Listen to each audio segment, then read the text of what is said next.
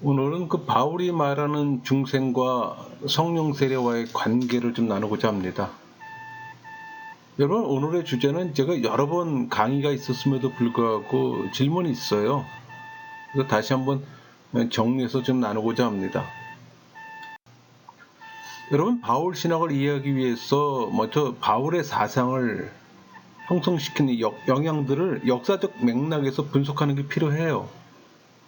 그 역사적인 과제는 바울이 세 개의 세계, 그러니까 유다, 헬라, 기독교에 걸쳐서 살았잖아요. 다소 좀 어렵지만 그 배경에 대해 알아보는 일은 바울을 이해하는 데 있어서 매우 중요한 출발점이 됩니다.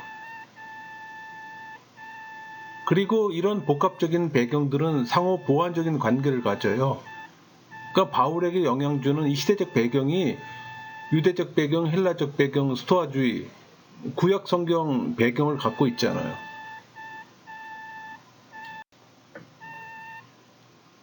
첫 번째로 유대적 배경을 좀 보면은 사도 바울은 헬라 도시인 길리기아 다소에서 태어났잖아요. 길리기아 그 다소에서 태어났잖아요.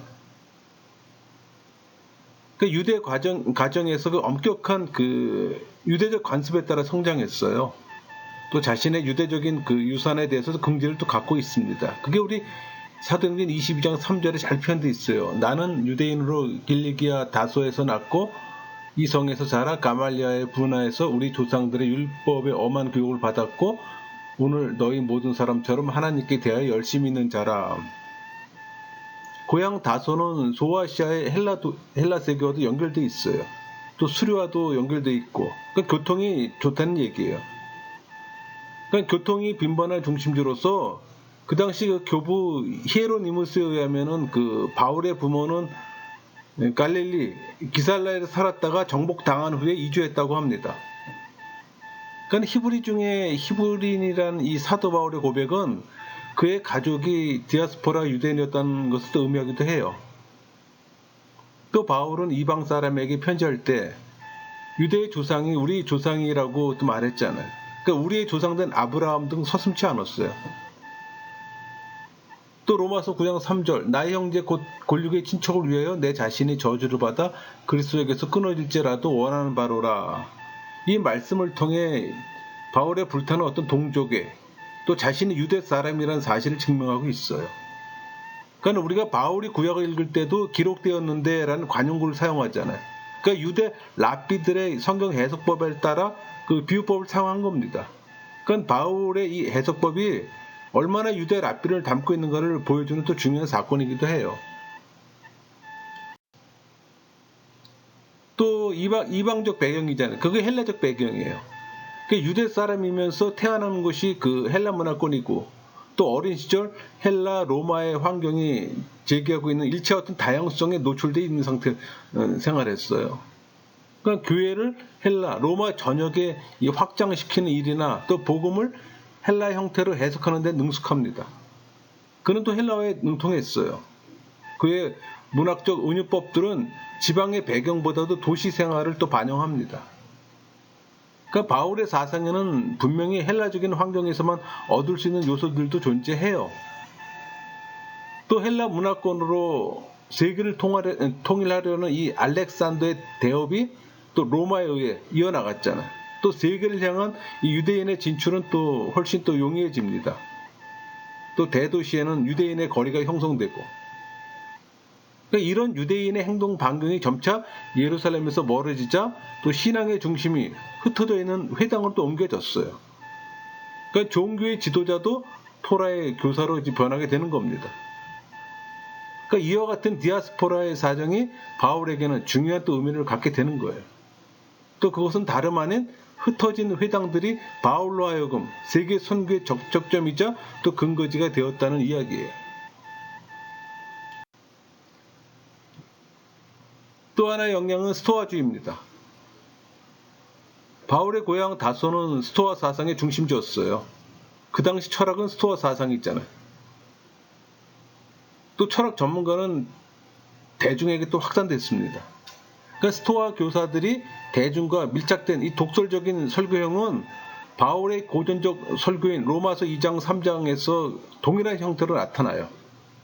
근데 여러분 스토아 사상은 범신 사상이었어요. 또 한 가지는 바울과 신비 종교의 관계입니다. 그러니까 당시에 많은 개종자들이 신비 종교를 경험했어요. 또 이를 기독교 내로 들여오기도 하고. 우리 고린도서 9장 22절 내가 여러 사람에게 여러 모습이 된 것은 아무쪼록 몇 사람이라도 구원하고자 함이니. 사도 바울의 말처럼 신비 종교의 경험 역시 복음을 받아들이는 데 도움이 될 수가 있었어요. 그러나 바울의 일관된 윤리와 믿음을 볼 때 헬라 사회의 어떤 신비 종교와 구분되어야 한다는 것을 명백히 알 수가 있습니다. 또 간과할 수 없는 또 하나의 배경은 구약 성경적 배경입니다. 그러니까 바울 당시에는 보편적으로 인정될 수 있는 이 70인역의 성경이 없었잖아요. 뭐 70인역을 사용한다고 해도 그것이 사상 배경의 헬라적 요소를 입증한다고는 할 수 없을 겁니다. 그러니까 사도 바울이 구약을 사용한 것은 배경에 있어서 유대적 본질을 제시했어요. 여러분 중생과 성령 세례 문제를 다룰 때 크게 두 부류가 있다고 여러 번 말씀드렸는데 오순절주의와 개혁주의예요. 그러니까 중생과 성령 세례를 다르다고 주장하는 분들은 토레이나 또 영국의 오순절주의자 바삼, 로이드 존슨, 웨슬리안입니다. 그러니까 오순절주의자들과 웨슬리안들은 중생과 성령 세례를 다르다고 주장해요. 그러니까 성령 세례 받은 체험이 방언이라고 주장하고. 근데 저는 개혁주의 목회자에게 이 주장은 배척합니다. 여러분 중생과 성령 세례를 같은 개념으로 보는 이 개혁주의 견해가 전통적으로 지지를 받아요. 또 성경을 통해서도 지지를 받고. 존 스토트는 이 성령 세례를 성도가 거듭남에 있어서 최초적 은사여 보편적 은혜라고 말하면서 물 세례는 구원의 상징으로 그리고 성령 세례는 그 실체라고 말했어요. 하지만 그리스도의 제자들은 이미 성령을 받았을 터인데 몇 날이 못되어 성령으로 세례를 받으라고 한 것인 것은 그 성령 세례의 어떤 최소성에 맞지 않는 어떤 외의적인 표현이라고 말했어요.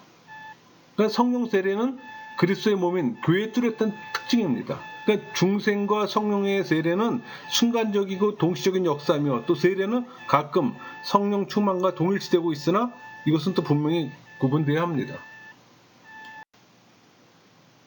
또 개혁주의의 그 박윤선 박사는 사람이 성령으로 말미암아 중생할 때 그리스도와 연합하게 되는데 이것이 곧 성령세라고 또 정의했어요. 그러니까 성경으로 돌아가서 요한복음 3장 5절의 말씀을 보면 중생시키는 분이 성령이시기 때문에 중생과 성령세는 같은 사역이에요. 3장 5절 읽을까요? 예수께서 대답하시되 진실로 진실로 내게 이르노니 사람이 물과 성령으로 나지 않으면 하나님 나라에 들어갈 수 없느니라. 그러니까 사도 바울의 견해대로라면 고린도서 12장 3절 성령으로 아니하고는 누구든지 예수를 주시라 할 수 없느니라 이렇게 볼 때 이 말씀은 예수님을 주로 고백하는 것은 오직 성령의 역사에 의해서만 가능하다는 말씀입니다. 그러니까 마태복음 16장의 베드로 고백도 마찬가지였어요. 은사가 없더라도 예수님을 주님이라고 믿는 믿음은 성령을 받는 가장 좋은 증거입니다.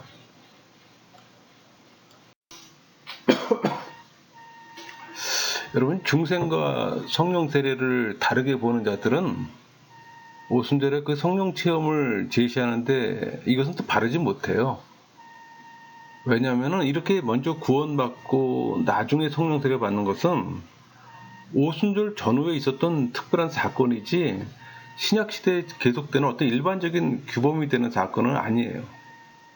그러니까 우리는 예수님의 제자들이 중생 후 또 성령 세례를 받았다는 문제를 신약 시대와 또 그 다음에 온 시대화를 구분해서 생각함으로 또 간단히 해결할 수가 있습니다. 결론적으로 오순절 이전에 이미 중생한 제자들에 있어서는 이 중생과 성령 세례가 단적으로 구분될 수 있어요. 그 오순절 이후 오늘 우리에게는 그 구분을 가질 수 없다는 겁니다. 그 말은 오순절 이후 신자들에게 있어서는 이 중생한 신자는 모두 성령 세례를 받은 겁니다.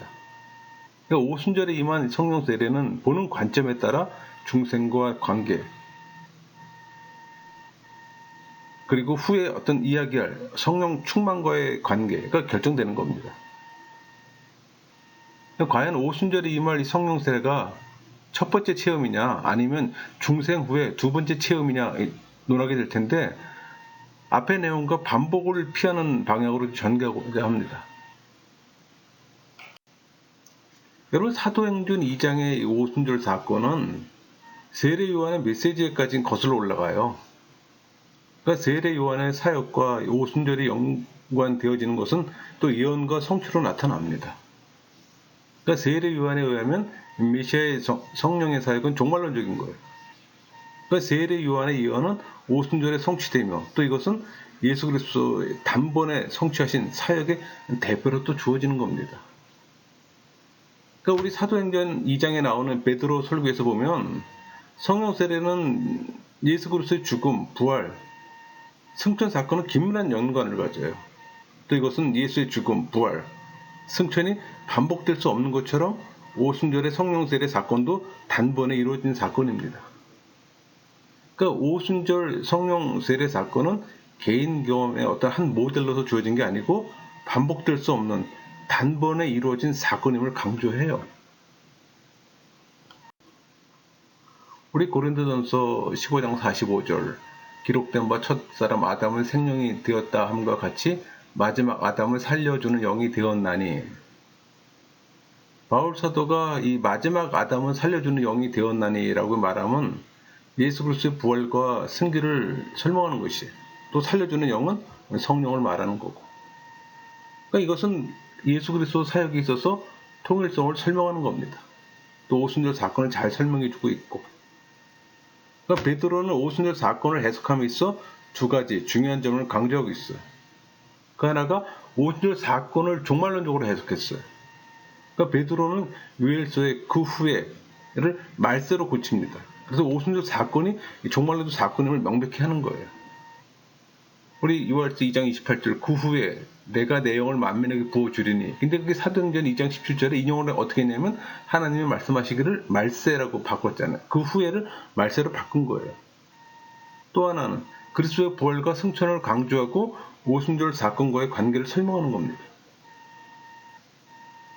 그러니까 바울 사도의 논리대로 이를 정리하면 오순절 성령 세례는 구약의 예언과 세례 요한의 예언 그리고 예수 그리스도의 성령 보내심의 약속의 예언이 성취된 사건이에요.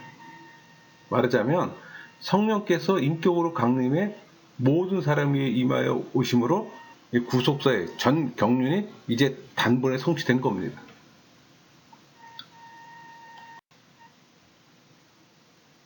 여러분 개혁주의자들은 오순절주의자들과는 달리 오순절 성령 세례를 첫 번째 체험으로 봅니다.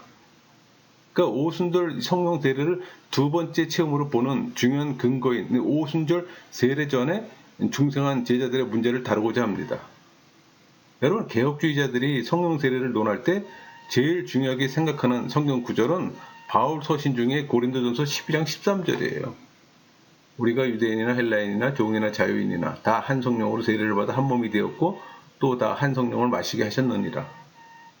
이 구절에서 우리 모두가 한 성령으로 세례를 받았다는 것을 분명하게 말해주고 있어요.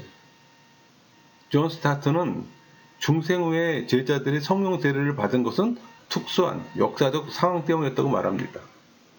이미 중생한 120명과 비신자로서 제사함과 성령의 선물을 동시에 받은 3,000명, 이 두 집단이 있는데 오늘날의 기준은 3,000명의 집단이고 120명의 체험은 역사적 상황에 기인한 것이 그런 역사적 상황은 오래전에 끝났어요.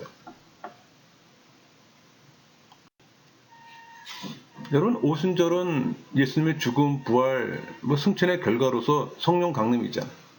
그러니까 예수님의 구속을 위한 삶의 마지막 사건이에요. 제자들의 문제는 이 시대 전환적 현상으로 본 겁니다. 그러니까 사도행전 2장에 기록된 사건들을 통과한 이 구약의 성도들은 한 시대에서 다른 시대로 넘어가고 있다는 사실을 겪고 잊어서는 안 되는 거예요. 이런 시대적 어떤 전환적인 현상은 오늘날에는 일어날 수가 없어요. 그 당시에만 일어났던 과도기적 독특한 현상입니다. 그러니까 성경을 볼 때 개혁주의들의 관점이 보다 더 성경적이라고 결론 내릴 수가 있어요. 그 이유는 바울의 견해에 가깝기 때문에. 여러분 이 문제는 그 시대적 상황을 잘 이해해야 합니다. 근데 오순절 사건은 구약의 성취인 거예요. 또 이것은 바울의 주장처럼 구속사적으로 이해해야 합니다. 성령의 부어주심은 단순한 충만의 사건이 아니고 예수 그리스도의 부활 승천에 이어 성령을 부어주심으로 새롭게 열릴 성령 시대, 곧 교회 시대의 출발점인 거예요. 그런 관점에서 접근해야 되는 거예요. 사실 오순절 사건은 구약의 그 요엘서 2장 28절, 에스겔 36장 26절 이거의 성취예요. 그 후에 내가 내 영을 만민에게 부어주리니 너희 자녀들이 장래 일을 말할 것이며 너희 늙은이는 꿈을 꾸며 너희 젊은이는 이상을 볼 것이며 또 새 영을 너희 속에 두고 새 마음을 너희에게 주되 너희 육신에서 굳은 마음을 제거하고 부드러운 마음을 줄 것이며. 여러분, 오순절 사건이 구약의 성취임을 꼭 기억해야 합니다. 또 우리 중생과 성령 세례를 볼 때 성령 세례의 의미는 로마서 8장 2절 이걸 먼저 분석해야 합니다. 이는 그리스도 예수 안에 있는 생명의 성령의 법이 죄와 사망의 법에서 너를 해방하였습니다. 이 구절을 해석하면서 두 가지 난제가 발생해요. 하나가 뭐냐면은 예수 안에 있는 이 표현, 그리스도 예수 안에 있는 이거라는 이 수식어가 단지 생명만을 수식하는 거 아니면 생명의 성령의 법까지 수식하는 거가 문제예요. 또 하나는 생명이 성령을 수식하는 거 아니면 법을 수식하는 거, 그거는 문제가 되는 거예요. 근데 여러분, 이 두 가지 난제는 함께 얽혀 있어요. 그러니까 성령은 그리스도께서 승천하신 후 성도들에게 생명을 주는 역할을 담당해요. 따라서 생명은 성령과 불가분의 관계에 놓여 있어요. 또 그리스도 예수 안에 있는 이 표현은 그리스도께서 성취하신 구속의 원리를 가리키는 겁니다. 그러니까 성령은 이 원리에 따라 성도들에게 생명을 주는 역할을 담당해요. 이런 점에 비추어 볼 때 그리스도 예수 안에 있는 이 표현은 생명의 성령의 법을 전체를 수식하는 거예요. 이처럼 바울은 그리스도 예수 안에 있는 이 표현을 수식어로 사용함으로써 생명의 성령의 법이 나오게 된 원천을 분명히 지금 가르치고 있는 겁니다. 또 죄와 사망의 법, 바울의 진술에서 율법과 정죄는 분리될 수가 없어요. 비록 율법 그 자체는 선하고 의롭고 거룩할지라도 죄는 그 율법을 가지고 성도를 정죄합니다. 그렇기 때문에 율법은 죄와 사망이 인간 가운데서 역사할 수 있는 빌미를 제공해 주는 거예요. 또 끝에 너를 해방하였습니다. 이 해방하였습니다라는 이 표현은 정죄함이 없나니 표현과 또 상통하는 겁니다.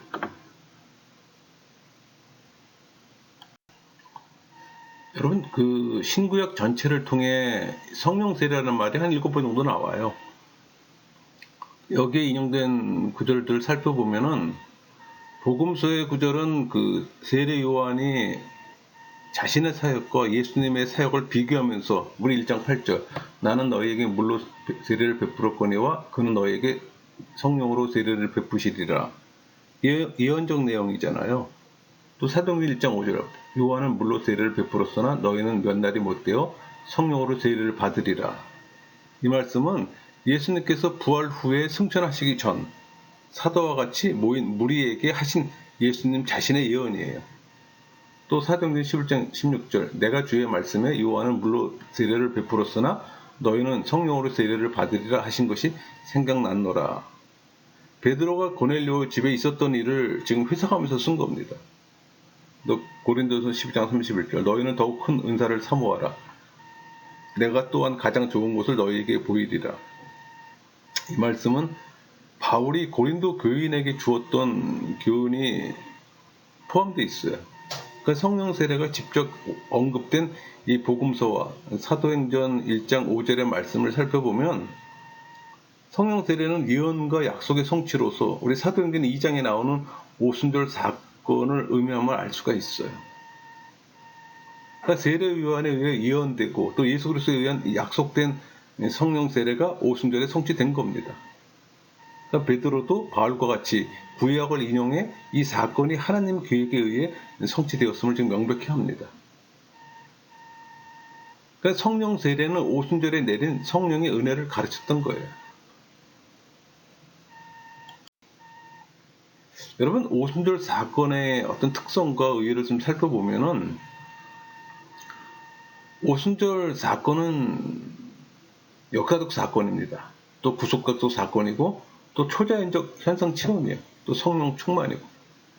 그러니까 이거는 뭐 일상적으로 나타나는 그런 사건이 아니에요, 여러분. 이 역사적 사건의 관점에서 보면은 이 보혜사 성령을 보내주시겠다는 예수님의 약속과 성령으로 세례를 받으리라는 예언이 지금 성취된 거예요. 이는 전혀 없었던 성령이 강림했다는 의미가 아니에요. 성령은 오순절 이전에도 이미 예수 그리스도와 함께 계셨고 사역하셨어요. 그러므로 이 오순절 성령 강림은 인간을 위한 성령의 주된 사역이 시작됨을 의미한다고 봐야 하는 겁니다. 즉 그 말은 예수 그리스도의 시대가 끝나고 성령의 주도적 사역이 시작됨을 알리는 사건인 거예요. 이런 점에서 오순절 성령 세례 사건은 역사성을 가져요. 우리 마태복음 3장 11절 나는 너희로 회개하기 위하여 물로 세례를 베풀거니와 내 뒤에 오시는 이는 나보다 능력이 많으시니 나는 그의 신을 들기도 감당하지 못하겠노라. 그는 성령과 불로 너희에게 세례를 베푸실 것이요. 오순절 전에는 성령이 없었고 오순절 후에 성령이 임했다는 말이 아니에요. 계시의 점진성이 이해가 좀 필요합니다. 제가 간혹가다 그 말씀을 드리는데 신구약을 해석함에 있어서 계시의 점진성에 대한 이해가 없게 되면 많은 오류를 발생시킵니다. 성경 해석에 있어서. 제 그 강의 동영상 계시의 점진성이 있으니까 한번 참고로 한번 보세요. 여러분, 만약 이것이 사실이라면 오순절 전에는 한 영혼도 구원받을 수가 없었을 겁니다. 차이는 구속 사역이 실제로 완성되기 전에는 성령의 사역이 제한된 예비적이었어요. 근데 그 후에 이르러 성령 충만이 있었다는 차이입니다. 그 오순절 사건이 성령의 주도적 사역의 시작임을 의미함을 우리는 또 알 수가 있는 거예요. 이런 점에서 오순절 사건은 단순히 과거에 있었던 것의 시작이 아니라 새로운 시대, 성령의 시대의 시작인 겁니다. 또 하나는 이 오순절 사건은 구속적 사건이라는 겁니다. 그러니까 세례 요한이 예수님의 사역 초기에 예수님은 성령과 불로 세례를 줄 뿐이라고 말했잖아요. 그리고 그는 누가복음 3장 17절 손에 키를 들고 자기의 타작마당을 정하게 하사 알 곳은 모아 곳곳에 들이고 축종에는 꺼지지 않는 불에 태우시리라. 이렇게 말함으로써 성령과 불로 세례 주는 일이 어떤 일이 될 것임을 지금 예고했어요. 이는 예수님의 이 종말론적 사역으로 그의 죽음과 부활과 또 직결됩니다. 그러니까 왜냐하면은 예수님은 구속 성취를 이루시고 구속을 받아들이는 이 알곡은 곳간에 모으고 구속을 배척하는 쭉정이는 꺼지지 않는 불에 던져질 것이기 때문에. 또 베드로는 우리 요엘서 2장 28절에서 32절까지 말씀을 인용했죠. 그러니까 오순절 사건을 설명하면서 요엘서의 내용을 그대로 인용하지 않고 자신이 처한 입장에 비추어서 인용했다는 거예요. 우리가 앞에서 설명했지만 베드로의 요엘서의 그 후에를 그 말세를 고쳤다 그랬잖아요. 우리 사도행전 2장 17절에 그들이 예언할 것이요 2장 18절에 그걸 첨가해서 인용했어요. 그 이유는 오순절 사건이 예수님의 죽음과 부활의 사건과 아울러 말세 사건이었기 때문이에요. 그런데 흥미있는 사건은 예수님이 보혜사 성령의 오심과 자신의 죽음을 연계시키고 있다는 점이에요. 우리 요한복음 16장 7절 8절 그러나 내가 너희에게 실상을 말하노니 내가 떠나는 것이 너희에게 유익이라. 내가 떠나가지 아니하면 보혜사가 너희에게로 오지 아니할 것이요 가면 내가 그를 너희에게 보내리니 그가 와서 죄에 대하여 의에 대하여 심판에 대하여 세상을 책망하시리라. 이 말씀에 나타난 예수님의 생각의 방향은 자신이 죽음과 부활, 승천을 거쳐 오순절 성령 세례 사건이 있음을 보여주는 거예요. 그러니까 예수님 자신이 죽은 후 부활해야만 보혜사가 오실 것을 명백히 말합니다. 이런 점에서 볼 때 오순절의 사건은 구속 사건의 한 부분으로 성취된 사건입니다. 그러니까 다른 구속 사건들과 분리할 수가 없어요. 오순절 사건은 예수님의 성육신, 순환, 죽음, 부활, 승천과 함께 고려되어야 하는 겁니다. 여러분 오순절 성령 강림의 의의를 구속적 면에서 이해하면은 이 오순절 의의를 세 가지 차원에서 조명할 수가 있어요. 기독론적 차원, 교회론적 차원, 경험적 차원. 이 기독론적 차원에서 볼 때 오순절에 성령을 보내시는 자는 바로 성자 하나님이잖아요. 그 오순절은 약속의 성령에 대한 예언이 성취된 날이고 또 이것은 하나님의 경륜적이며 기능적이며 또 종말론적 섭리 사건이에요. 그러니까 십자가로 절정을 이룬 성자의 사역이 절정인 겁니다. 이런 점에서 바울의 성령 이해도 영향을 주었을 겁니다.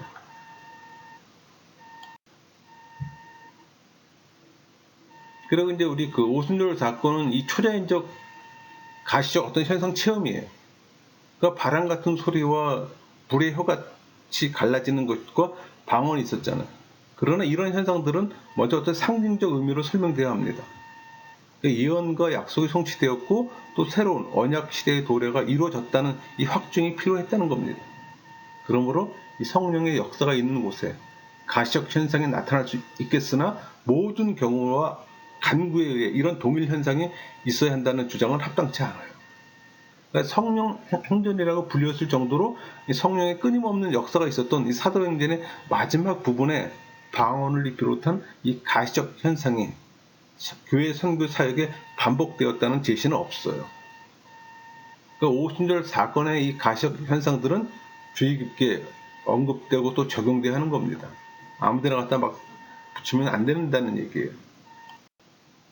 마지막으로 우리 성령 충만을 모든 믿는 자들이 받았고 또 특별한 능력이 임했어요. 그러나 모두 성령 충만케 되고 능력의 은사를 받은 건 아닙니다. 그들은 부활의 예수님을 목격한 후에 분명한 믿음과 또 확신을 가지게 되었을 뿐만 아니라 또 약속하신 성령님을 간절히 사모하게 되었음이 분명해요. 그러니까 예수 그리스도에 대한 믿음과 성령에 대한 간절한 사모, 또 기도에 힘쓴 우리 사도행전 6장 14절 여자들과 예수의 어머니 마리아와 예수의 아우들과 더불어 마음을 같이하여 오로지 기도에 힘쓰더라. 이 의지의 순종이 이제 주도적 역할을 시작하시는 성령을 그들 속에서 충만히 역사하시도록 했다는 점이에요. 그러니까 그들에게 역사했던 능력 또한 예수 그리스도의 예정과 인정하심에 의한 것이지만 또 성령 충만함으로 은사와 능력이 나타났다고 보는 것이 더 보편적이고 일관성이 있다고 할 수 있어요. 여러분 고린도서에 나타난 성령 세례의 언어적 의미를 좀 살펴보면 성령 세례의 의미를 더 분명히 할 수 있어요.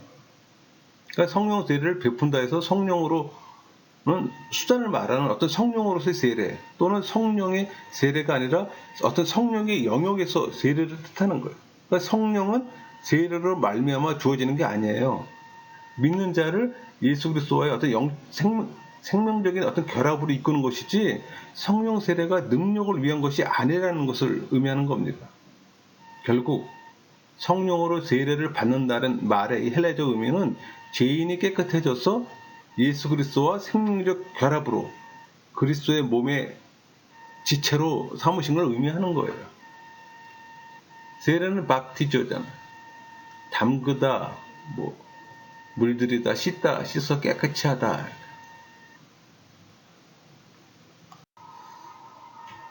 또 성령이 믿는 죄인을 또 예수님께서 또 살아계신 머리가 되신 그 신비체에 들여놓거나 이끌어 드리는 걸 또 의미해요. 사실 칼빈도 우리 요한복음 1장 33절이나 사도행전 1장 5절을 주의하면서 세례라는 개념을 구속적인 의미로 해석했어요. 또 이상근 박사도 그 한 성령의 세례는 위에서 오는 선물로 또 그리스도와 같이 죽고 같이 살아 그의 목이 되는 것이라고 해 이 성령 세례가 그리스도와 한 몸을 이루는 연합이라고 또 해석했습니다. 그러므로 성령 세례는 역사적이든 개인적이든 단회적 사건이에요. 우리 마태복음 3장 11절 그는 성령과 불로 너희에게 세례를 베푸실 것이요 라는 표현이 있잖아요. 세례를 베푼다는 것은 그 히브리어로 밥티세이예요. 헬라어로 밥티세이예요. 미래 능동태 3인칭 단수동사예요. 그러니까 한 번에 이루어질 것이 예언되었기에 성령 세례는 단회적으로 말할 수가 있는 겁니다. 우리 요한복음 1장 33절에 세례를 베풀라 이렇게 표현이 있잖아요. 밥티조의 헬라어로. 이거 역시 현재 분사 능동태 주격 남성 단수 동사로 반복되는 것이 아니라 단회적인 게 또 분명합니다. 우리 고린도전서 10장 13절에 여기서 세례를 받아 이것도 마찬가지. 그 동사는 과거의 행동을 가리키는 과거 시제예요. 단 한 번만의 행동을 가리키는 부정 과거입니다.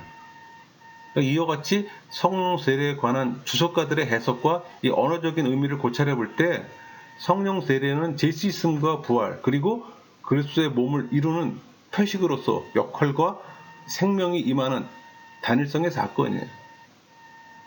그러니까 성령 세례는 어떤 능력이나 은사의 체험이 중심이 아닌 역사적 부속사적인 사건이에요. 그러니까 예수 그리스도의 몸과 결합이며 또 단회적 사건으로 성령 충만과는 전혀 다른 별개의 사건임을 알아야 하는 겁니다. 이렇게 해서 우리가 바울이 말하는 중생과 성령 세례의 관계를 나누었는데 여러분 중생과 성령 세례는 같은 겁니다. 그런 이해함이 좀 필요합니다. 이걸 분리해서 보면 안 된다는 거예요. 말씀을 마치겠습니다.